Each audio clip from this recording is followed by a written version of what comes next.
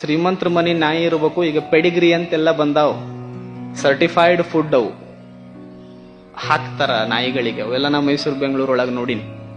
ಅವಕ್ಕೆ ಅಂತಾನೆ ಒಂದು ಊಟ ಬಂದಾವ್, 100 ರೂಪಾಯಿ ಕೊಟ್ರೆ ಇಷ್ಟ ಸಿಗುತ್ತಾವ, ಅವನ್ ತಂತಂದ್ ಹಾಕ್ತಾರ. 100 ರೂಪಾಯಿ. ಎಷ್ಟು ಜನ ಸಿಟಿ ಒಳಗ ಹುಚ್ಚರದಾರಂದ್ರೆ ಸುಮ್ನೆ ನೋಡ್ರಿ, 100 ರೂಪಾಯಿ ಕೊಟ್ಟು ಇಷ್ಟಿಷ್ಟು ಪೆಡಿಗ್ರಿ ಇಷ್ಟೇ ಬರ್ತೈತೆ, ಅದು 1-2 ದಿನ ಬರುದಿಲ್ಲ. 100 ರೂಪಾಯಿ ಕೊಟ್ಟು ಹಾಕ್ತಾರ. ವಯಸ್ಸಾದ ತಂದೆ ತಾಯಿಗೆ 3 ಹೊತ್ತು ಊಟ ಹಾಕ್ಲಾರ್ದನೆ ಹೋಗಿ ಅನಾಥಾಶ್ರಮಕ್ಕೆ ಬಿಟ್ಟು ಬಂದಾರ. ಮತ್ತದ ಎಂತ ಬದುಕದು ಹೇಳಿ?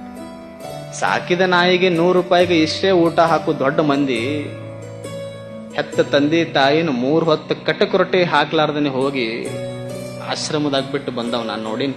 ನಾಯಿ ಸಾಕು ಪ್ರೀತಿ, ತಾಯಿ ಸಾಕುದಿತ್ತು ಅಂದ್ರೆ ಯಾವ ತಾಯಿನೂ ಅನಾಥಾಶ್ರಮಕ್ಕೆ ಹೊಕ್ಕಿದ್ದಿಲ್ಲ, ಹೌದಿಲ್ಲ? ಮತ್ತೆ ನಾಯಿ ಮ್ಯಾಗಿರೋ ಪ್ರೀತಿ ಹೆತ್ತ ತಾಯಿ ಮ್ಯಾಗಿಲ್ಲ.